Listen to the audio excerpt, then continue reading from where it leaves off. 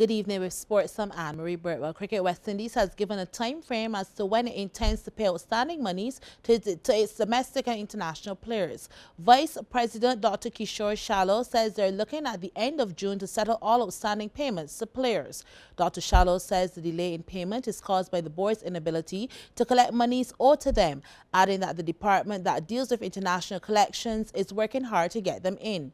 International men's players are owed for their home series against Ireland in January and the tour to Sri Lanka in February and March. The women have not yet been paid for the T20 World Cup in February and March, while the domestic players are still waiting on payments up to the end of February.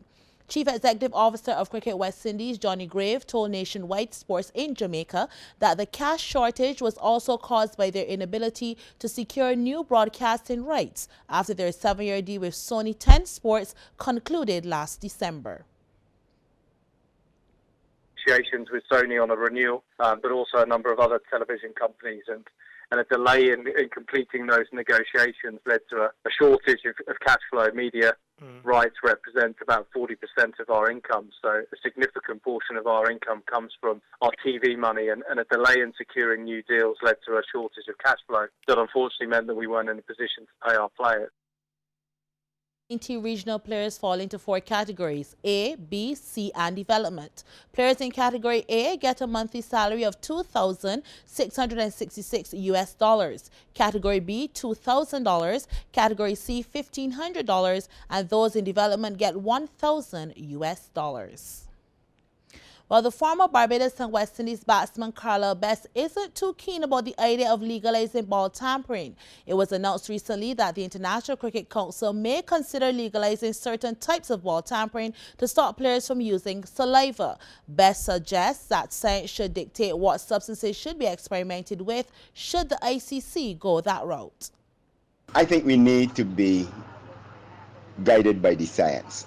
It's interesting that they have the discussion, but we need to be guided by the science. The ICC needs to conduct a few experiments with other substances, whether it be shoe polish, leatherizer, as I've heard mentioned in the article, and other generic substances that are available all around.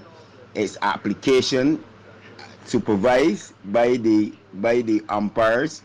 Maybe the umpires could be the one who determine whether or not the ball should be, for lack of a better word, upgraded. Who has played 8 tests and 24 one internationals for the West Indies, has offered another alternative to the issue. They can look at also changing that ball. Rather than one ball for 60 overs, they can use 2 balls instead. That's how you do in the white cricket arena. You use 2 balls, one from one end and one from the other end, and that protects and preserves the life of that ball. So I don't think we need necessarily to rush to removing the ball tampering as an offense.